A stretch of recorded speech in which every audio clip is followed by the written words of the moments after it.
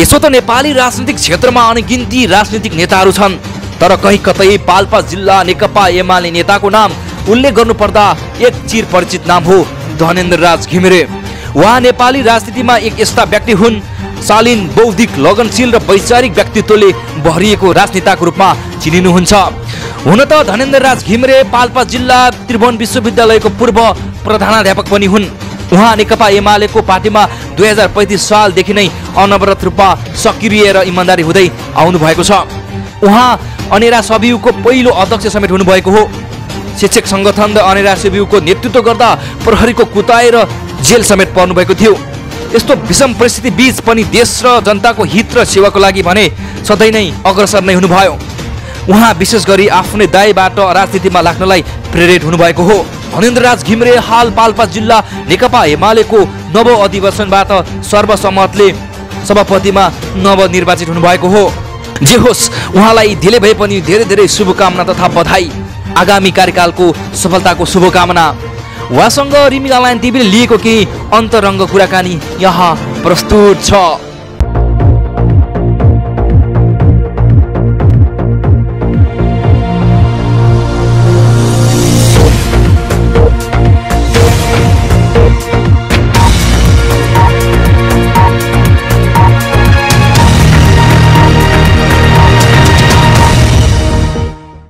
आदरणीय दर्शकबिन नमस्कार। रिमिङ अनलाइन टिभीमा यहाँलाई धेरै धेरै स्वागत गर्दछु। दर्शकबिन, आजको श्रृङ्खलामा हामी विशेष गरी नेकपा एमाले लामो समयदेखि सांसद अवरोध गरिरहेको छ। समाजवादीका सांसदहरूलाई कारबाही नगरेको भनेर जस प्रकारले सांसद अवरोध गरिरहनु भएको छ, खास गरी समाजवादीका 14 जना सांसदहरूलाई सभामुख अग्नि सापकोटाले उनीहरूको सांसद पद जस प्रकारले जोगाइरहनु भएको छ, यो स्थिति, यो अवस्थालाई हेर्दा नेकपा एमाले जस प्रकारले आरोप लगाइरहनु भएको छ, यसको यथार्थ र भ्रमको बारेमा चिरफार गर्ने कोसिस गर्नेछौँ आजको कार्यक्रममा। लगायत देशको समसामयिक विषयवस्तु र राजनीतिक घटनाक्रमलाई पनि समेट्ने कोसिस गर्नेछौँ। आजको बहसको लागि हामीसँग यति बेला जोडिरहनु भएको छ नेकपा एमाले पाल्पा जिल्लाको नव अधिवेशनबाट अध्यक्षमा नवनिर्वाचित हुनुभएका धनेन्द्र राज घिमिरे सर हुनुहुन्छ। उहाँलाई स्वागत गरौँ। सर, स्वागत छ कार्यक्रममा। धन्यवाद। आराम कुशल हुनुहुन्छ? हजुर, ठिकै छु। निजी र राजनीतिक जिन्दगीमा दौडधुप कस्तो खालको रफ्तारमा दौडिरहेको छ यति बेला? अब यति बेला मुलुक चाहिँ हामीले प्राप्त गरेका उपलब्धिहरूलाई रक्षा गर्दै त्यसलाई अगाडि बढाउने सन्दर्भमा हामीले खास गरिकन 72-73 हामीले संविधान सभाबाट एउटा अग्रगामी अन्तर्वस्तुसहित जुन संविधान जारी गऱ्यौँ र त्यो संविधान बमोजिम 74 जुन आम निर्वाचन भयो, स्थानीय तहका निर्वाचनहरू भए, त्यो निर्वाचनबाट नेपाली जनताले एउटा विश्वासको आधारमा स्थानीय तहको निर्वाचनमा पनि र माथिको सङ्घीय र प्रदेशको निर्वाचनमा त्यति बेला वाम गठबन्धन, खास गरिकन नेकपा एमाले नेतृत्व गरेको वाम गठबन्धनलाई भारी मतका साथ जनताले विजय बनाउनु भयो र नेकपा एमालेको नेतृत्वमा सङ्घीय सरकार र प्रदेश सरकारहरू अगाडि बढे र त्यति बेला संविधानले निर्दिष्ट गरे बमोजिम हामीले कानुनहरू निर्माण गर्नुपर्थ्यो अनि संरचनाहरू निर्माण गर्नुपर्थ्यो। मुलुक एउटा सङ्घीयतामा गइरहेको चाहिँ थियो र केपी ओलीको नेतृत्वमा बनेको सरकारले ती कानुनहरू निर्माण गर्दै आवश्यक संरचनाहरू निर्माण गर्दै सङ्घमा पनि र प्रदेशमा पनि, प्रदेश त अझ विशुद्ध नयाँ एउटा संरचना निर्माण गरेर जानुपर्ने स्थिति थियो, त्यो निर्माण गर्दै र मुलुकलाई एउटा समृद्धिको दिशामा अगाडि बढाउने गरी एउटा मेगा प्रोजेक्टहरू सहित मुलुक अगाडि बढिरहेको एउटा स्थिति थियो। एउटा अन्तर्राष्ट्रिय रूपमा पनि सम्बन्धलाई थप गाढा, सुदृढ, सबल बनाउँदै नेकपा एमालेको नेतृत्वमा हैन वाम गठबन्धनको सरकार अगाडि बढिरहेका सन्दर्भमा मूलत त्यो सरकारले गरेका राम्रा कामहरू असल कामहरू र अझ राष्ट्रियता राष्ट्रिय स्वाधीनता स्वाभिमानसँग हाम्रो कालापानी लिपुलेक लिम्पियाधुरा सहितका भूभागहरू त्यो नेपालमै फर्काउने जुन केपी ओलीको नेतृत्वको सरकारले गर्यो र त्यसबाट केपी ओलीको सरकारप्रति एउटा राष्ट्रव्यापी रूपमा एउटा जनलहर जनउत्साह जनआकर्षण पैदा भएको कारणले पनि हुनसक्छ राष्ट्रिय अन्तर्राष्ट्रिय एउटा शक्ति केन्द्रहरूले त्यो सरकारका विरुद्धमा जुन गतिविधिहरू हुन थाल्यो र त्यसको परिणाम चाहिँ स्वयं वाम गठबन्धन र हिजो एमाले र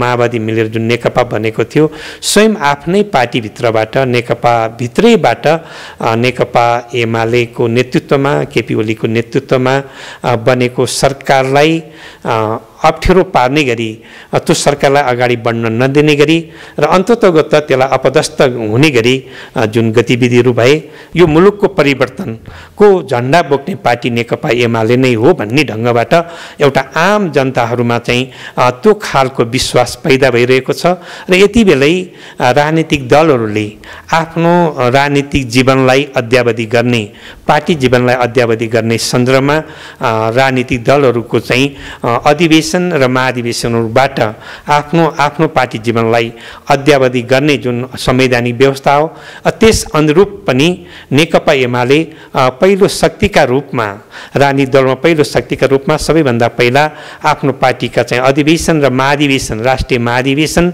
गरेर आफ्नो पार्टीलाई एउटा चाहिँ जीवनलाई अद्यावधि गर्ने काम गरेको छ। त नेकपा एमालेको राष्ट्रिय महाधिवेशनबाट महिलाहरूलाई दलितहरूलाई आदिवासीहरूलाई मधेसीहरूलाई अल्पसङ्ख्यक परेकाहरूलाई एउटा समावेशीकरणका साथ चाहिँ पार्टी नेतृत्व निर्माण गरेर अहिले नेकपा एमाले अगाडि बढिरहेको छ भने नेकपा एमालेलाई पछ्याउँदै अरू नेपाली काङ्ग्रेस राप्रपा माओवादी सहितका पार्टीहरू पनि अहिले अधिवेशन र महाधिवेशनबाट आफ्नो पार्टीको आन्तरिक जीवनलाई अद्यावधि गर्ने ढङ्गबाट अगाडि बढिरहेको मैले महसुस गरिरहेको छु।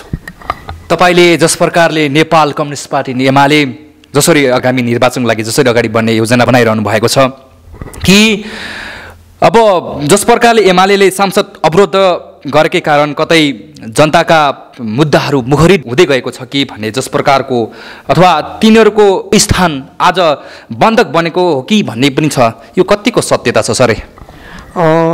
वास्तविकता के हो भने नेकपा एमाले संसद अवरुद्ध गर्न चाहेको होइन। नेकपा एमाले अहिले पनि यो मुलुकको सबैभन्दा लोकतान्त्रिक मान्यता बोक्ने पार्टी हो र संसद अवरुद्ध नेकपा एमाले नभइकन सत्तारूढ पार्टीहरू र मूलत सभामुखका कारणले गर्दाखेरि र सत्तारूढ पार्टीहरूको कारणले गर्दाखेरि संसद अवरुद्ध बन्न पुगेको छ। नेकपा एमाले एउटा मुलुकलाई लोकतान्त्रिक मूल्य र मान्यता अनुसार एउटा दलीय सिस्टमबाट दलहरूलाई सुदृढ र सबल बनाउनु पर्छ भन्ने मान्यताका साथ आवाज उठाएको मात्रै हो।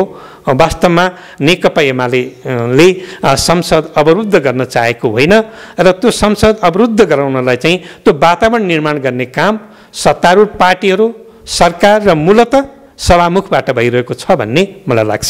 फेरि म यतैतर्फ फर्किन्छु कि तपाईँको आफ्नो जिम्मेवारी बागडोर सम्हालिरहनु भएको छ कि अहिले अध्यक्ष नवनिर्वाचित हुनुभएको छ। तपाईँले अध्यक्ष भइसकेपछि यो जिल्लामा सबैभन्दा पहिलो कार्य कुन गर्नुभयो र अर्थात् कुन काम चाहिँ तपाईँको मन मस्तिष्कको यो भित्री लेन्समा प्राथमिकतामा चाहिँ कुन काम पर्यो? हामीको यो जिल्ला अधिवेशन भर्खरै पुस 23-24 गते सम्पन्न भएको हाम्रो जिल्ला अधिवेशन सम्पन्न भइसकेपछि हामीले पदभार 2-3 दिनपछि पदभार ग्रहण गऱ्यौँ र पदभार ग्रहण गर्दा साथसाथै हामीले मुलुकका मुख्य गरिकन चाहिँ अहिले जुन देखा परिरहेको चाहिँ कोरोनाको जुन महामारी बढ्न थालिरहेको एउटा स्थिति छ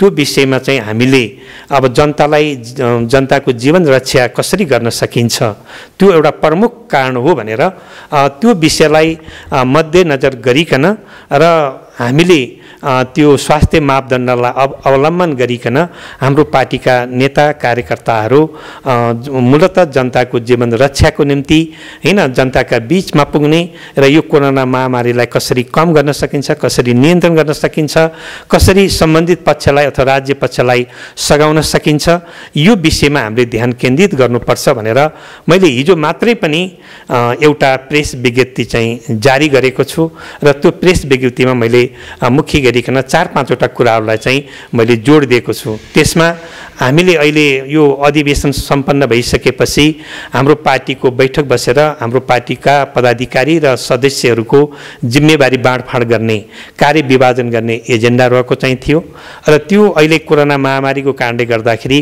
हामीले त्यो ठुलो सङ्ख्यामा बैठक बस्न नसकिरहेको सन्दर्भमा पनि हाम्रो जिल्लाका चाहिँ पार्टीका नेता कार्यकर्ताहरूलाई आफ्नै पालिकामा, आफ्नै वडामा, आफ्नै कार्यक्षेत्रमा रहेर एउटा रचनात्मक र एउटा सृजनात्मक ढङ्गबाट यो कोरोनाका महामारीका बीचमा पनि हैन त्यो स्वास्थ्य मापदण्डलाई अवलम्बन गर्दै हैन त्यहाँको जनताका दिनानुदिनका समस्याहरू के रहेका चाहिन्छन्, हैन जनताका बीचमा हामी कसरी एकाकार हुन सक्छौँ, त्यहाँका विकास निर्माणका कुरालाई कसरी अगाडि बढाउन सक्छौँ, त्यसमा ध्यान केन्द्रित गरेर अगाडि जानका निम्ति मैले अनुरोध गरेको छु।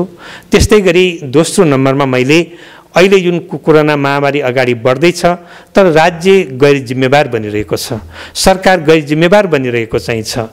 हामीसँग अब केपी ओलीकै नेतृत्वको पालामा जुन खोपको चाहिँ धेरै व्यवस्था भइसकेको थियो, खोपहरू आउने सुनिश्चितता भइरहेको थियो र खोप आइरहेको पनि छ, तर त्यो खोप जुन जनताका बीचमा चाहिँ आम रूपमा लगाउनु पर्थ्यो त्यो अझै पनि आम रूपमा लगाइएको स्थिति छैन र त्यसमा पनि पहिलो र दोस्रो चाहिँ खोप लगाइसकेका मानिसहरूको आज 1 वर्ष पुगिसक्दाखेरि जुन हामीले बुस्टर डोज भन्छौँ, तेस्रो डोज भन्छौँ, त्यो लाउन बाँकी छ र त्यो तत्काल त्यो डोज लाइनु पर्यो र जनताको जीवन रक्षाका निम्ति राज्यले, सरकारले चाहिँ प्रभावकारी कदमहरू चाल्न पर्यो र अनि यो परीक्षणका दायराहरू पनि बढाउन पर्यो र यो महामारीबाट रोक्नका निम्ति सरकारले पहल कदमी लियोस् र त्यसमा हामी सघाउन तयार छौँ भनेर मैले दोस्रो नम्बरमा त्यो ढङ्गले जोड दिएको स्थिति छ।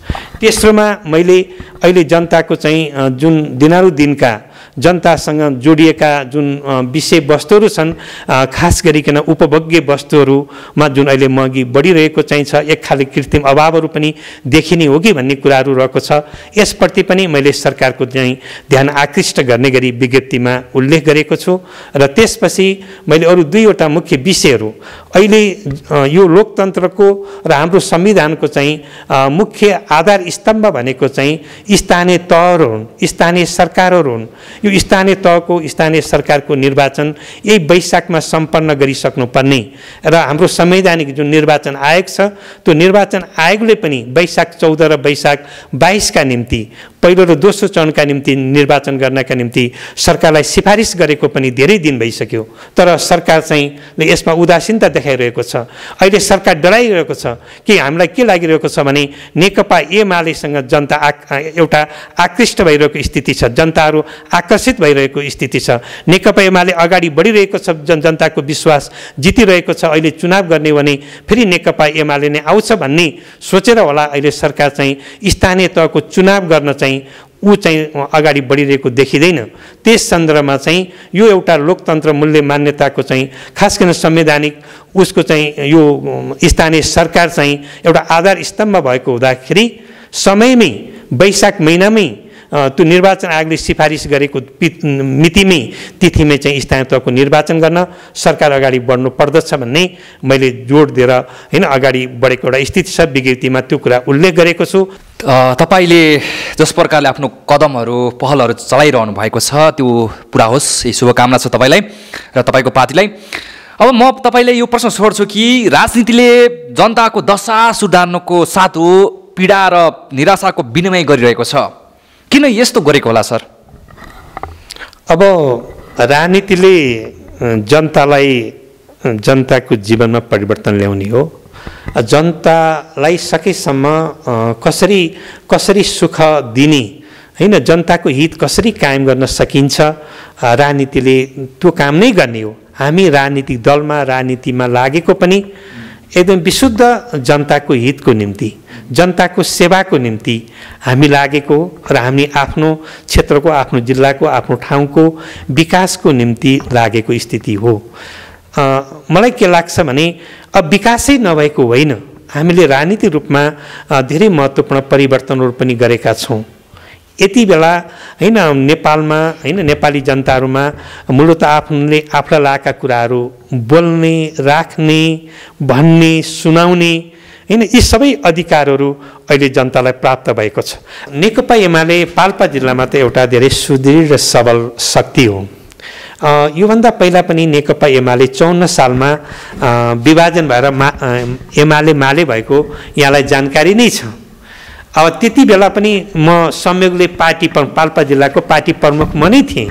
त्यो तेस्रो जिल्ला अधिवेशन र चौथो जिल्ला अधिवेशनबाट मलाई नै त्यो अधिवेशनले चाहिँ जिल्लाको पार्टी प्रमुख बनाएको थियो र त्यो पार्टी विभाजन हुँदाखेरि पनि हामीले 1.5 वर्षको समय अवधि बाँकी थियो।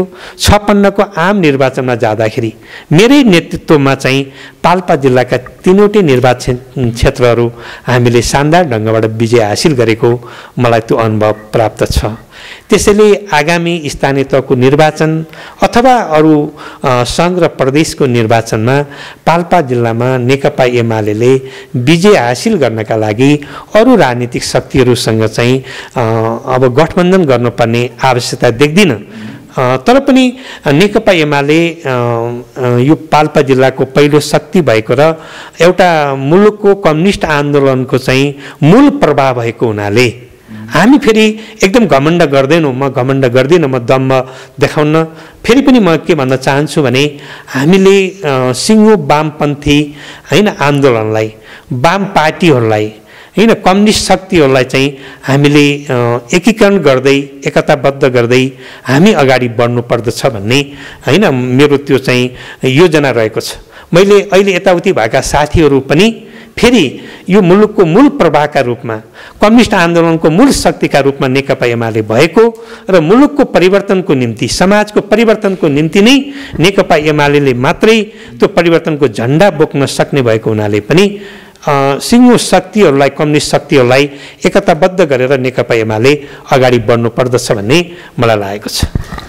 तपाईले विजय प्राप्त गर्नको लागि गठबन्धन नै गर्नुपर्छ भन्ने छैन भने जस प्रकारले तपाईले आफ्नो विचार प्रकट गर्नुभयो।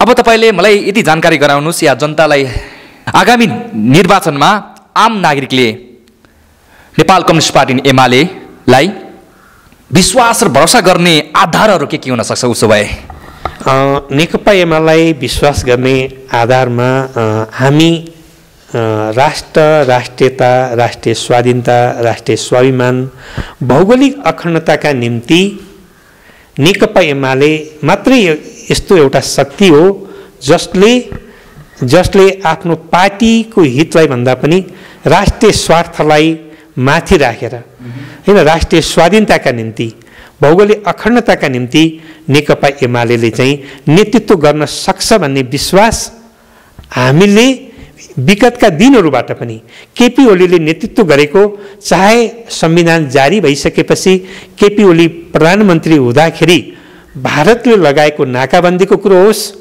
चाहे पछिल्लो पटक केपी ओली प्रधानमन्त्री हुँदाखेरि हैन हामी काला पानी सहितको भूभागहरू नेपालमा फिर्ता गर्ने कुराहरू होस्, चाहे अन्य राष्ट्रियताको सवाल होस्, ती सवालहरूमा नेकपा एमाले जे भूमिका खेलेको छ त्यो भूमिकाप्रति जनता आश्वस्त छन्। नम्बर 1। नम्बर 2, वास्तवमा जनताको जीवनमा परिवर्तन ल्याउने गरी एउटा जनताहरूलाई सुख कसरी दिन सकिन्छ, ज्येष्ठ नागरिकहरूलाई हैन उनीहरूको जीवन रक्षा कसरी सहज बनाउन सकिन्छ, त्यो विषयमा नेकपा एमाले पहिलो पटक अल्पमतको सहित 51 सालमा मनमोहन अधिकारीको नेतृत्वमा सरकारमा जाँदाखेरि हामीले जुन एउटा ज्येष्ठ नागरिक भत्ताहरूबाट जुन सुरु गऱ्यौँ र त्यसबाट पनि त्यसलाई हामी निरन्तरता दिँदै अहिलेसम्म हामी आइपुगेका छौँ। यसबाट वास्तवमा जनताको अथवा ज्येष्ठ नागरिकहरूको, एकल महिलाहरूको, अल्पसङ्ख्यक जनताहरूको हित गर्ने पार्टी नेकपा एमाले हो भन्ने अमिर छाप जनतामा परेको छ। 2 नम्बर। अब तेस्रो नम्बरमा चाहिँ विकास र समृद्धिका निम्ति केपी ओली पछिल्लो पटक प्रधानमन्त्री हुँदाखेरि हामीले राष्ट्रिय नारा दियौँ, समृद्ध राष्ट्र सुखी जनता, अथवा सुखी जनता समृद्ध राष्ट्रको जुन हामीले चाहिँ एउटा नारा, एउटा स्लोगन हामीले दियौँ। वास्तवमा नेकपा एमाले एउटा राष्ट्रलाई समृद्ध बनाउन चाहन्छ, समुन्नत बनाउन चाहन्छ र सुखी नेपाली जनता हेर्न चाहन्छ। यसका निम्ति हामीले विकास र समृद्धिका हैन योजनाहरू हैन त्यो हामीले चाहिँ एउटा ठुला ठुला प्रोजेक्टहरू, मेगा प्रोजेक्टहरूलाई अगाडि हामी बढाएका छौँ। दिनानुदिनका समस्याका कुराहरू हुन् अथवा जनताको विकास र समृद्धिका कुराहरू हुन्, गाउँको विकास र समृद्धिका कुराहरू हुन्, ती कुराहरूमा चाहिँ हाम्रा जनप्रतिनिधिहरू चाहिँ अहोरात्र खटी पनि रहनु भएको छ। यी सबै आधारहरूले नेकपा एमालेलाई नै अगाडि बढाउनुपर्छ, नेकपा एमालेलाई नै हामीले जिताउनुपर्छ। त्यो विश्वास हैन नेकपा एमालेले जनतालाई दिन सकेको छ बनाउनुहुन्छ र नेकपा एमालेको नेतृत्वमै वास्तवमा यो मुलुकको चाहिँ हैन परिवर्तन सम्भव छ, यो मुलुक अगाडि बढ्न सक्दछ, जनताको जीवनमा परिवर्तन आउन सक्छ भन्ने जनतामा हामीले विश्वास दिलाएका छौँ। हामी थप विश्वास दिलाउँछौँ भन्ने हामीलाई त्यो मान्यता रहेको छ। तपाईको यो भनाइ सान्दर्भिक छ, किनभने तपाईको योभन्दा अगाडिका निर्वाचनमा पनि तपाईले आफ्नो परीक्षा त्यसको मूल्याङ्कन परिणाम पाइसक्नु भएको छ। जसरी एमाले सत्तामा हुँदा र प्रतिपक्षमा हुँदाखेरि बोलीहरू फेरिन्छन् भन्छ नि, यो केही राजनीतिक विश्लेषकहरूको धारणा पनि हो। मलाई त्यस्तो लाग्दैन। हैन नेकपा एमाले जे भन्छ त्यो गर्छ। एउटा भन्ने अर्कै गर्ने पार्टी नेकपा एमाले होइन। र हामीले हिजोका दिनमा जे भन्यौँ, हामी प्रतिपक्षमा रहँदा, सरकार बाहिर रहँदा हामीले जे मागहरू उठायौँ, हामी सरकारमा जाँदाखेरि ती कुराहरू गरेका छौँ, त्यसलाई लागू गर्ने कामहरू गरेका चाहिँ छौँ। त्यसैले नेकपा एमाले भन्ने एउटा गर्ने अर्को पार्टी होइन। बरु मुलुकका अन्य पार्टीहरू, मैले धेरै किन दोषारोपण गरौँ, मुलुकका अन्य पार्टीहरू, अन्य राजनीतिक शक्तिहरूले अरू शक्तिहरूका, अरू पार्टीहरूका सन्दर्भमा त्यो कुरा लागू हुन सक्छ, लागू हुन सक्ला, तर नेकपा एमालेमा त्यो कुरो लागू हुन सक्दैन। त्यसमा सत्यता छैन भन्ने कुरा राख्न चाहन्छु। जस प्रकारले अहिले पछिल्लो समयमा आम नागरिकको राजनीतिप्रति वितृष्णा बढ्दै गएको छ, यो तपाईँलाई अवगत नै छ। टेलिभिजनमा नेताको अनुहार देखेर मुखै खुम्च्याउने अर्थात् रिमोट थिच्ने या सामाजिक सञ्जालमा बान्ता गर्ने जमात पनि बढिरहेको छ नि, किन यस्तो भइरहेको छ सर यो देशमा? त्यस्तै त ठ्याक्कै होइन, हैन ठ्याक्कै होइन। अब राजनीतिक दलका नेताहरूलाई देखेर अब जनताहरू त्यो ढङ्गले लाग्छन् भन्ने त मलाई लाग्दैन। तर गुनासो छ, जनताको गुनासो राजनीतिक दलहरूप्रति, राजनीतिक नेताहरूप्रति गुनासो छ जनताहरूको। हामीले यो बिचमा जति गर्न सक्नु पर्थ्यो हैन, राजनीतिक व्यवस्था परिवर्तन भइसकेपछि पनि हामीले अपेक्षाकृत त्यो गर्न सकेका छैनौँ। त्यो साँचो हो। हामीले मुलुकका निम्ति, जनताका निम्ति जे दिइसक्नु पर्दथ्यो ती कुराहरू दिन सकिरहेका चाहिँ छैनौँ र जनताको अपेक्षा धेरै भयो र हामीले दिन सक्नुपर्ने कुराहरू पनि दिन सकेनौँ। मूलतः मुलुकमा यस्तो हुनुमा के भयो भने राजनीतिक अस्थिरता भयो। राजनीतिक अस्थिरता भयो। हाम्रो मुलुकमा के देखा पर्यो भने नेताहरूमा, राजनीतिक दलहरूमा चाहिँ एउटा सहिष्णुता हैन, एउटा सहिष्णुता चाहिँ भएको देखिँदैन। अब कुनै पनि राजनीतिक दलले हैन म्यान्डेट, जनताको म्यान्डेट पाएर उसले 5 वर्ष हैन शासन सञ्चालन गर्ने, सरकार सञ्चालन गर्ने हैन, त्यो उसलाई सहजतापूर्वक दिँदा हुन्थ्यो नि। उसले गर्न सकेन, राम्रो काम गर्न सकेन भने 5 वर्षपछि हुने चुनावमा चाहिँ त्यसको मूल्याङ्कन गर्दा हुन्थ्यो नि, जनताले मूल्याङ्कन गरिहाल्थ्यो नि। तर यहाँ के देखा पर्छ भन्दाखेरि राजनीतिक नेतृत्वमा त्यो सहिष्णुता देखिँदैन। अलिकति अराजकता छ, अवसरवादिता छ हैन। अर्को अगाडि बढिहाल्ने हो कि ऊ चाहिँ एकदमै लोकप्रिय हुने हो कि हैन, जनताको पुरै विश्वास उसले प्राप्त गरिहाल्ने हो कि हामी सधैँ पछाडि परिने हो कि भन्ने राजनीतिक दलका नेताहरूमा त्यो देखा पर्यो। हिजो पनि त्यही देखा परेको। राजनीतिक दलका नेताहरूमा, स्वयं नेकपाका नेताहरूमा हैन, प्रचण्डजीहरू, माधवजीहरूमा अब त्यो खालको एउटा स्थितिहरू देखा पर्यो, जसले गर्दाखेरि चाहिँ एउटा राजनीतिक स्थिरता आउन सकेन। केपी ओलीको नेतृत्वको सरकारले जसरी जुन मिसनका साथ हैन जुन कामहरू अगाडि बढिरहेको थियो, देशलाई हाँकिरहेको थियो, नेतृत्व दिइरहेको चाहिँ थियो, वास्तवमा त्योदेखि नेताहरू अत्तालिनुभयो, आत्तिनुभयो, धैर्य गर्न सक्नु भएन, संयमता अपनाउन सक्नु भएन हैन। जसले गर्दाखेरि आफ्नै सरकार, आफ्नै पार्टीको सरकार हैन, वामपन्थी पार्टीको सरकारलाई हैन ढाल्नका निम्ति त्यो खालका प्रयत्न र प्रयास भए। सरकारलाई सञ्चालन हुन नदिने, सहजतापूर्वक अगाडि बढ्न नदिने हरेक उसमा चाहिँ हैन त्यो व्यवधानहरू सिर्जना गर्ने कामहरू भए हैन। त्यस्तै अरू राजनीतिक दलका नेताहरूमा पनि त्यो देखा पर्यो। अहिले वामपन्थी पार्टीका नेताहरू भनौँ न, प्रचण्डजी, माधवजीहरू परिवर्तनको चाहिँ एजेन्डा बोकेर जुन अगाडि बढ्नुभयो, अहिले नेपाली काङ्ग्रेसको नेतृत्वमा, शेरबहादुर देउवाको नेतृत्वमा उहाँहरू चाहिँ पछि लागिरहनु भएको छ। यो खालको एउटा स्थिति देखा पर्यो। प्रचण्डजीसँग, माधवजीसँग नेपाली जनताले अपेक्षा गरेको कुरा त यो थिएन नि हैन। देउवाको नेतृत्वमा देउवाको टाङमुनि छिरेर चाहिँ प्रचण्डजी, माधवजीहरू जानुहुन्छ भन्ने कुरो नेपाली जनतामा लागिरहेको स्थिति थिएन, तर आज भइदियो त्यो। त्यसले गर्दाखेरि अलिकति जनतामा चाहिँ निराशा, जुन पार्टीका नेता, कम्युनिस्ट पार्टीका हैन नेताहरूले नै वास्तवमा परिवर्तन गर्नेछन्, यिनी मुलुकको नेतृत्व गर्नेछन् हैन, जनताको जीवनमा परिवर्तन ल्याउनेछन् भन्ने जुन विश्वास थियो, तर कतिपय नेताहरूमा त्यो खालको एउटा स्थिति देखा पर्दाखेरि अलिकति नेताहरूमा चाहिँ जनताहरूमा अलिकति निराशाहरू हैन आएको हुनसक्छ।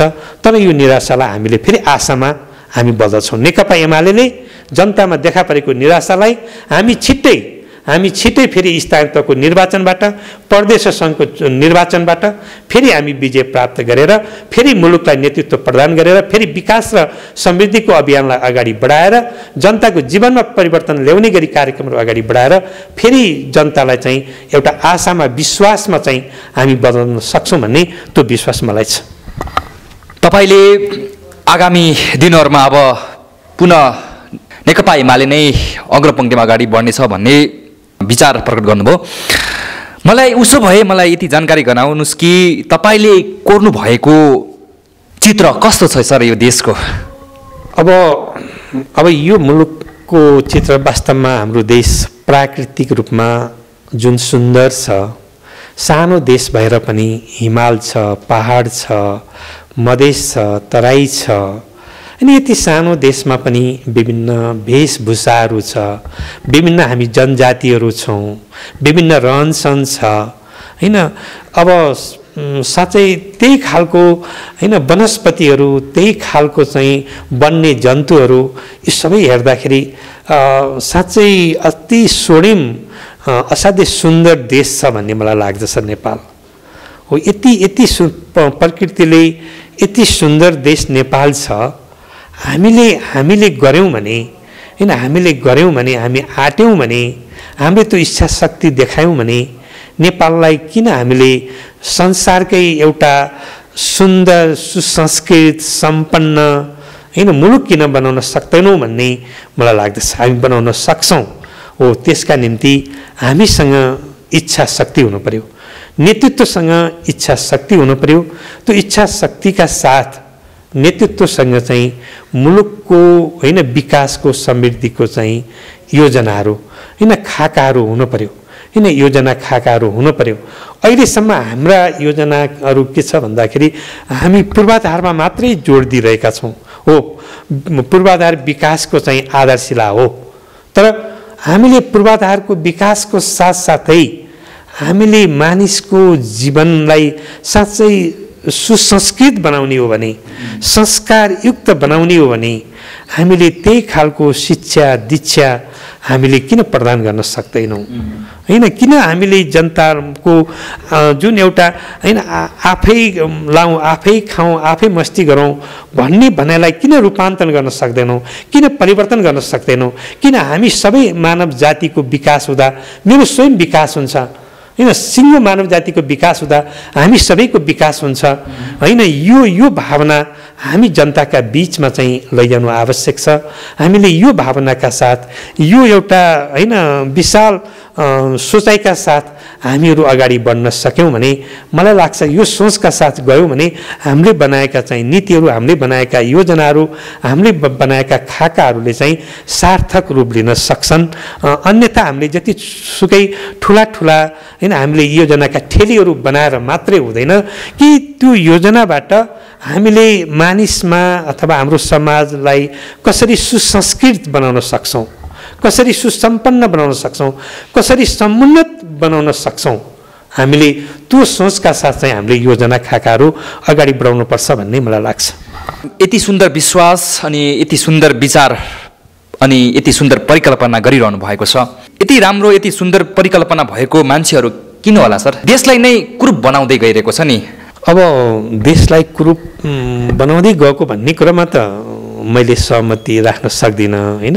तर हामीले जति गर्नुपर्ने हो मुलुकको निम्ति हैन, देशको निम्ति, यति सुन्दर नेपाल देशका निम्ति हामी जति अगाडि बढिसक्नुपर्ने हो त्यो अगाडि बढ्न सकिरहेका छैनौँ। त्यो मुख्य गरिकन हाम्रो मानसिकतामा, हाम्रो आचरणमा, हाम्रो व्यवहारमा हामीमा परिवर्तन आउन सकेन। हामीमा परिवर्तन आउनै पर्छ। अब समयले पर्खिन सक्दैन हैन, अब समयले पर्खिन सक्दैन। त्यसैले अब राजनीतिमा लाग्ने मान्छेहरू जो हामी राजनीतिमा लागेका छौँ, हामीले आफ्ना अरू सबै पेसा व्यवसायलाई छोडेर हैन राजनीतिलाई अवलम्बन गरेर राजनीति नै मेरो प्रमुख ध्येय हो भनेर हामी लागेका छौँ भने हामी चाहिँ त्यही खालको सोचबाट, त्यही खालको विचारबाट हामी चाहिँ अगाडि बढ्न सक्नुपर्दछ। र हामीले हैन आफ्नो व्यक्तिगत स्वार्थ, आफ्नो परिवार हैन आफन्तहरू भन्दा सिङ्गो समाज, सिङ्गो देशलाई हामीले अगाडि बढाउनु पर्दछ। म त्यसका निम्ति लागेको हो हैन। उनीहरूको चाहिँ हित हुने खालको, उनीहरूको मुक्ति हुने खालको कामहरू गरेको छैन भने त मैले यो मुलुकको परिवर्तन गर्न सक्दिनँ। तपाईँले भने जस्तै मुलुक कुरूप हुने एउटा स्थितिमा पुग्न सक्छ। 2007 सालदेखि 2078 साल छ अहिले, जस प्रकारले व्यवस्थाहरू परिवर्तन भए, व्यवस्था मात्रै परिवर्तन भएर मात्रै देशको रूपान्तरण सम्भव नहुँदो रहेछ। हाम्रो मन मस्तिष्कलाई पनि त्यही अनुसारले काम गराउनु पर्दो रहेछ अथवा काम गर्नु पर्दो रहेछ। यस्तो किन भइरहेको छ? हो, हामीले राजनीतिक व्यवस्था परिवर्तन गरेर मात्रै पुग्दो रहेनछ, पुग्दैन। मूलत हामीले हाम्रो आनी बानी, हाम्रो व्यवहार, हाम्रो आचरणमा परिवर्तन ल्याउनु पर्दछ। यो एकैचोटि आउँदो रहेनछ। मानिसको जुन आचरण हो, जुन व्यवहार हो, मान्छेको जे स्वभाव हो, त्यसमा परिवर्तन ल्याउनका लागि अलिकति समय लाग्दो रहेछ। र मूलत मानिसहरूले एउटा इच्छा शक्ति हुनुपर्दछ। आखिरी हामी यो समाजमा चाहिँ रहने बाँच्ने भनेको कति हो र बेसी बाँच्यो भने 100 वर्ष हो होइन, त्यसपछि त हामी मरेरै जाने हो नि। त्यसैले यो बाँचुन जेलसम्म हामीले मानव जातिका निम्ति हामीले सेवा गर्नुपर्छ। साँच्चै मानव जातिका लागि हामीले उत्थान हुने कामहरू गर्नुपर्दछ। हामी सबै मानव जाति हौँ भन्ने एउटा सामूहिक भावनाका साथ अगाडि बढ्ने त्यो एउटा चाहिँ हामीमा त्यो आचरण, त्यो व्यवहार हैन, त्यो स्वभाव हामीमा ल्याउन सक्नुपर्दछ। मूलत त्यो राजनीतिक कर्मीहरू हैन, हामी जो राजनीतिक रूपमा लागेका छौँ, हामीले आफ्ना व्यक्तिगत हैन पेसाहरू, व्यवसायहरू, व्यक्तिगत अरू कामहरू छोडेर हैन देश र जनताका लागि सेवा गर्ने भनेर हामी लाग्यौँ। हिजो हामीले व्यवस्था परिवर्तन गर्नका निम्ति जेल नेल हैन कुटाई पिटाई यी सबै कुराहरू खायौँ। तर आज आएर अब हामीले जनताको जीवनमा परिवर्तन ल्याउनका निम्ति, हामीले समाजमा एउटा सिस्टम हैन कायम गर्नका निम्ति अब हामीले हाम्रो चाहिँ स्वभावमा, हाम्रो आचरणमा हैन, हाम्रो दृष्टिकोणमा चाहिँ हामीले परिवर्तन ल्याउनु पर्छ भन्ने मान्यताका साथ जानु आवश्यक छ। र यसलाई एउटा अभियानकै रूपमा हामीले एउटा प्रशिक्षणका माध्यमबाट, अभियानका माध्यमबाट, सामाजिक अभियानका माध्यमबाट हामीले यसलाई अगाडि बढाउन सक्यौँ भने मलाई विश्वास छ एउटा समुन्नत समाज भन्छु मैले त्यसलाई, एउटा सुसंस्कृत भएको समाज भन्छु, त्यो समाज निर्माण गर्न सक्छौँ। र त्यसमा हामी अगाडि बढ्नुपर्छ र त्यो इच्छा शक्तिका साथ लाग्नुपर्दछ। त्यो गर्न सकिन्छ भन्ने विश्वास मलाई छ। तपाईँको जस प्रकारले आफ्नो अभिव्यक्ति दिँदै गर्दाखेरि देश चलाउने भनेर जस प्रकारले नेताहरूले सङ्कल्प गरेका थिए, किन होला यति बेला एकापसमा झैझगडा जस्तो देखिने अथवा विवाद देखिने अनि एकापसमा हेर्ने भने कचहरी चलाइरहेको जस्तो देखिन्छ? किन यस्तो भइरहेको छ यो देशमा? त्यो ठिकै। अब अहिले राजनीतिक दलहरूका बिचमा, नेताहरूका बिचमा जुन एक अर्काप्रति वैरभाव, जुन एउटा कटुताहरू देखा परिरहेको छ, यो निश्चित रूपमा राम्रो होइन। हामीले एक आपसका कटुताहरूलाई, एक आपसका चाहिँ हैन वैरभावहरूलाई, एक आपसका अन्तर्विरोधहरूलाई हामीले कसरी कम गर्दै जान सक्छौँ, कसरी मुलुकको परिवर्तनको निम्ति, समृद्धिको निम्ति, विकासको निम्ति हामीले कसरी सहमति गर्न सक्छौँ, सहमतिका आधारहरू के हुन सक्छन्, हामी त्यो सहमतिका आधारहरू खोज्दै अगाडि बढ्नुपर्छ, जानुपर्छ। जसरी हिजो हामी व्यवस्था परिवर्तनका निम्ति, पञ्चायत फ्याक्नका निम्ति, राजतन्त्र फ्याक्नका निम्ति जसरी हामी राजनीतिक दलहरूका बिचमा हैन हामीले सहमति गर्यौं, अब विकास र समृद्धिका निम्ति पनि हैन राष्ट्रिय एजेन्डाहरूमा हामी फेरि पनि सहमति गरेर अगाडि बढ्नु पर्दछ। निश्चित रूपमा तपाईले भन्नुभएको अहिले जुन मुलुकमा देखा परिरहेको चाहिँ अलिकति हैन यो यस प्रकारको चाहिँ गाली गलौजका कुराहरू अथवा एक आपसका चाहिँ एक अर्काका चाहिँ हैन अलिकति कटुताका कुराहरू जुन देखा परिरहेका छन्, यसलाई कम गर्दै एउटा सहमतिको वातावरण कायम गर्दै मूलत अर्कोलाई गाली गर्ने भन्दा पनि आफ्ना कार्यक्रमहरू, आफ्ना लक्ष्यहरू, आफ्ना उद्देश्यहरू, आफ्ना योजनाहरू हैन जनताका बिचमा, समाजका बिचमा अगाडि बढाएर लैजाँदाखेरि उपयुक्त हुन्छ भन्ने मलाई लाग्छ। तपाईले आफ्नो विचार प्रकट गर्दै गर्दाखेरि मेरो मनमा अथवा मेरो यो मस्तिष्कमा खेलिरहेको प्रश्न के हो भने यो पुष माघको यो जाडोमा किन राजनीतिको यो मौसम यो बढी गर्मीको महसुस भइरहेको छ? ठिकै हो, तपाईँले भन्नुभएको अहिले चिसोको मौसम हो, जाडोको मौसम हो, हामी पुष सकेर माघमा प्रवेश गरिरहेका छौँ। तर पनि एउटा राजनीतिक सरगर्मी चाहिँ छ, एउटा राजनीतिक सरगर्मी छ। त्यसको एउटा कारण मलाई के लाग्छ भने भर्खरै नेकपा एमाले सहित देशका प्रमुख राजनीतिक शक्तिहरू, राजनीतिक पार्टीहरूले आफ्ना अधिवेशनहरू, आफ्ना महाधिवेशनहरू भर्खरै सम्पन्न गरेका छन्। स्वभावले ती अधिवेशन महाधिवेशनबाट नेतृत्व चयन गर्ने कुरा, नेतृत्व निर्माण गर्ने कुरा एउटा प्रमुख कुरा हो भने आफ्ना राजनीतिक दलका पार्टीका चाहिँ भावी कार्यक्रमहरू, कार्यदिशाहरू, विचारहरू, नीतिहरू पनि अगाडि सार्ने कुरा भएको हुँदाखेरि पनि एउटा यो पार्टीका अधिवेशन महाधिवेशनहरूको यो समय भएको हुनाले पनि अलिकति राजनीतिक माहौल हैन आएको होला भन्ने मलाई लाग्दछ। एउटा दोस्रो, अब हामी अब वैशाखमै अब स्थानीय तहको निर्वाचनमा जाँदै पनि छौँ। स्वाभाविक रूपमा राजनीतिक दलहरूले त्यो निर्वाचनमा आफ्नो विजयलाई कसरी सुनिश्चित गर्न सकिन्छ, जनताका बिचमा आफू कसरी हैन पपुलर बन्न सकिन्छ, जनताको विश्वास कसरी आर्जन गर्न सकिन्छ हैन, त्यसका निम्ति आफ्ना कार्यक्रमहरू, आफ्ना योजनाहरू हैन लिएर जनताका बिचमा जाने कुरा त्यो स्वाभाविक हो हैन, स्वाभाविक हो। र त्यसरी अगाडि बढ्दाखेरि अरू राजनीतिक दलहरूले हैन देश र जनताका निम्ति गर्न नसकेका कुराहरू, उनीहरूका कमी कमजोरीका कुराहरू, कमजोरीका पाटाहरू हैन, नेगेटिभ हैन पक्षहरू पनि सामान्य रूपमा लैजाने कुरा त्यो स्वाभाविक हो। तर मलाई के लाग्छ भने मुख्य गरिकन आफ्ना योजना, आफ्ना कार्यक्रमहरू हैन, आफ्ना कार्यदिशाहरूका साथ चाहिँ जनताका बिचमा जाने हो।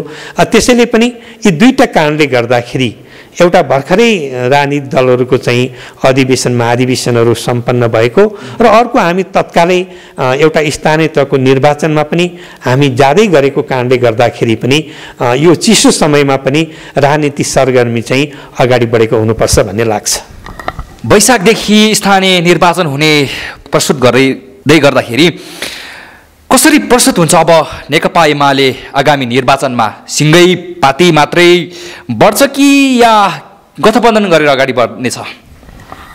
अब मलाई के लाग्छ भने नेकपा एमाले अहिले जनताको सबैभन्दा विश्वास आर्जन गरेको पार्टी हो। अहिले हाम्रा अधिवेशन महाधिवेशनहरू जुन भएका छन्, यी अधिवेशन महाधिवेशनहरूमा र अनि हामी अभियानहरू लिएर अगाडि बढ्दाखेरि हाम्रो मानसिकतामा परिवर्तन गर्नुपर्छ र साँच्चै हामीले यो मुलुकको परिवर्तन गर्ने हो भन्ने मानसिकताबाट हैन, त्यो मानसिकताबाट राजनीतिलाई हामीले एउटा सेवा भावबाट कि त राजनीतिमा हामी लाग्नै हुन्थेन, हामीले व्यवसाय गरे हुन्थ्यो नि, व्यापार गरे हुन्थ्यो नि। हामीले व्यापार व्यवसाय अरू केही नगरेर राजनीतिलाई जब हामीले आफ्नो चाहिँ ध्येय बनाएर आएका चाहिँ छौँ भने हामी त्यही सेवाभावका दृष्टिबाट अगाडि बढ्न सक्यौँ भने मुलुकलाई कुरूप होइन एउटा सुन्दर मुलुक, सुन्दर नेपाल बनाउन सकिन्छ भन्ने विश्वास फेरि पनि म तपाईँका बिचमा राख्न चाहन्छु। अब अन्त्यमा एउटा प्रश्न तपाईँलाई संक्षिप्तमा राख्नुहुनेछ भन्ने आशा राखौँ। अब को पाल्पा जिल्लाको विकास र समृद्धिमा टिवा कतिको जानेछ नेकपा एमालेबाट? नेकपा एमालेबाट हामीले मूलत 51 सालको सेरोफेरोबाट पाल्पा जिल्लामा नेकपा एमाले नेतृत्व गर्दै आएको छ।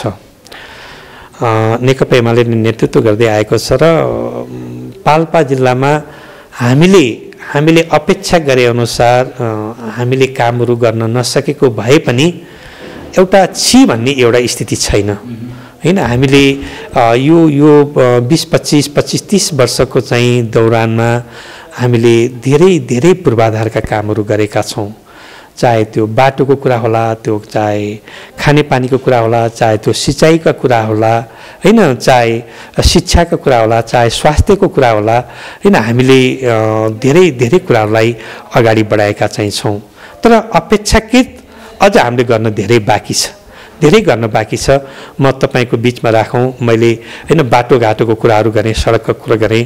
अहिले तपाईँ बुटोलबाट आउनुभयो हैन, बुटोल तानसेन आउने बाटो धेरै अप्ठ्यारो, धेरै गाह्रो छ हैन। हामीले यो बाटो बुटोल तानसेनको बाटोलाई हैन यसलाई चाहिँ स्तर वृद्धि गर्नुपर्दछ भन्ने हाम्रो दृढ मान्यता हो। अझ हामी सिद्धबाबा खण्डमा हामीले वास्तवमा सुरुङ मार्ग हैन त्यहाँ बनाउने कुरो हाम्रै प्रयासमा चाहिँ अगाडि बढाउने कुराहरू भइरहेको चाहिँ छ।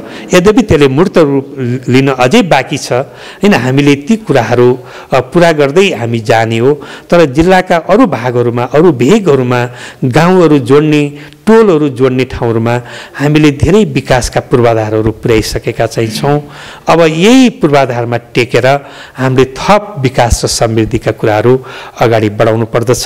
र नेकपा एमालेका नेताहरू, नेकपा एमालेका जनप्रतिनिधिहरू, नेकपा एमालेका कार्यकर्ताहरू त्यो एउटा दृढ विश्वासका साथ वास्तवमा हामी चाहिँ जनताको सेवाका निम्ति हो, हामी विकास र समृद्धिका निम्ति हो, हामी जन्मेको हाम्रो जिल्ला हैन, हाम्रो आफ्नो ठाउँ नगर गाउँका निम्ति हो भन्ने त्यो एउटा विश्वासका साथ अगाडि बढ्ने गरी हैन हामी अगाडि बढ्दैछौँ। मेरो नेतृत्वमा मलाई विश्वास छ अझ यसलाई अलि मूर्त रूप दिने गरी हैन, मूर्त रूप दिने गरी साँच्चै नेकपा एमालेको नेतृत्वमा पाल्पा जिल्लाले यति फड्को मारेछ, पाल्पा जिल्लाले यति विकास गरेछ भन्ने गरी हामी अगाडि बढ्नु पर्दछ। र म त्यो ढङ्गबाट यहाँका जनप्रतिनिधिहरू हैन, जनप्रतिनिधिमूलक निकायहरू, संस्थाहरूलाई मैले परिचालन गर्नुपर्छ, सञ्चालन गर्नुपर्छ भन्ने त्यो विश्वास मैले लिएको छु। अन्त्यमा मैले केही प्रश्न सोध्न छुट्याएका र यी प्रश्न सोधिदिएको भए अझ मलाई प्रश्नको उत्तर दिन सजिलो हुन्थ्यो कि भनेर छुट्याएका प्रश्न छ भने तपाईँ राख्न सक्नुहुनेछ सर अन्त्यमा। होइन, अब तपाईँ आउनुभयो होइन मसँग, तपाईँले अन्तरमा अध्यक्ष भइसकेपछि तपाईँले अन्तर्वार्ता लिनुभएको छ। म के चाहन्छु भने अब पाल्पा मेरो यो कार्यक्षेत्र पाल्पा जिल्ला भएको हुँदाखेरि पाल्पा जिल्लाको विकास र समृद्धिमा पाल्पा जिल्लाको चाहिँ यहाँको पाल्पा जिल्लालाई एउटा समुन्नत कसरी बनाउने, सुसंस्कृत युक्त जिल्ला कसरी बनाउने हैन, यो विषयमा हामी राजनीतिक दलहरू सबै नेकपा एमाले, नेपाली काङ्ग्रेस, माओवादी सहित सबै राप्रपा, जनमोर्चा सबै राजनीतिक दलहरूका बिचमा हामी हातेमालो गरेर अगाडि बढ्नुपर्छ भन्ने मलाई लागेको छ। म अध्यक्ष भइसकेपछि पनि हाम्रो सर्वदलीय सर्वपक्षीय 2-3वटा मिटिङहरूमा हामी सहभागी भएका छौँ र म एउटा पहिल्यै पनि पार्टी प्रमुख भइसकेको पहिलेदेखि हैन यो अभियानमा लागेको हुनाले पनि अरू राजनीतिक हैन दलका साथीहरूले पनि मसँग अपेक्षा गरेको मैले महसुस गरिरहेको चाहिँ छु। त्यसैले हामी राजनीति आफ्नो ठाउँमा छ हैन हामी चुनावमा जाँदाखेरि आफ्ना एजेन्डा लिएर हैन आफ्ना मुद्दा लिएर हामी जाउँला तर अरू पछिका दिनहरूमा विकास र समृद्धिका एजेन्डाहरूमा हामी मिलेर हातेमालो गरेर अगाडि बढ्नुपर्छ भन्ने मेरो सोच रहेको चाहिँ छ र तपाईँको यो चाहिँ सञ्चार माध्यमबाट पनि वास्तवमा नेकपा एमाले पाल्पा जिल्लाको नेतृत्व यति बेलाको अध्यक्षले सिङ्गो जिल्लाको विकासको निम्ति हैन सिङ्गो जिल्लाको समृद्धिका निम्ति सबैलाई समेटेर सबै पक्षलाई समेटेर अगाडि बढ्ने हाम्रा बीचमा जति पनि असहमतिका कुराहरू छन् त्यसलाई थाती राख्दै हामी सहमतिका कुराहरू के हुन सक्छन् सहमतिका बुँदाहरू के हुन सक्छन् ती सहमतिका बुँदाहरू पैलाउँदै सहमतिका साथ अगाडि बढ्नु पर्दछ भन्ने मेरो मान्यता छ हैन तपाईको अघि पनि हामी छलफलमा त्यो कुरा पनि राखिसकेका छौं फेरि म अन्तिममा के भन्न चाहन्छु भने म नेकपा एमालेको यो 9 जिल्ला अधिवेशनबाट सर्वसम्मत ढंगबाट मलाई अध्यक्षमा निर्वाचित गरिसकेपछि मैले नेकपा एमालेबाट अब यताउति कोही हुनु पर्दैन र नेकपा एमाले एउटा मूल्य र मान्यताका साथ अगाडि बढ्छ मेरो नेतृत्वमा सबैलाई समेटेर चाहिँ अगाडि बढ्न सकिन्छ भन्ने मेरो विश्वास छ त्यसैले पाल्पा जिल्लाको प्रमुख राजनीतिक शक्ति नेकपा एमालेमा चाहिँ एकाकार हुँदै अगाडि आउनुहोस् हैन नेकपा एमालेमा समाहित हुँदै आउनुहोस् तपाईहरु सबैलाई हैन समेटेर हामी अगाडि बढ्न तयार छौं र हामीले त्यही ढंगबाट हामीले आफ्नो ठाउँको आफ्नो गाउँको आफ्नो नगरको आफ्नो जिल्लाको हैन उत्तरोत्तर उन्नति प्रगति विकास समृद्धि गर्न सक्छौं मेरो त्यो आह्वान चाहिँ छ हस् आफ्नो अमूल्य समय दिनुभयो यहाँलाई धेरै धेरै धन्यवाद छ सर धन्यवाद यहाँलाई पनि धेरै धेरै धन्यवाद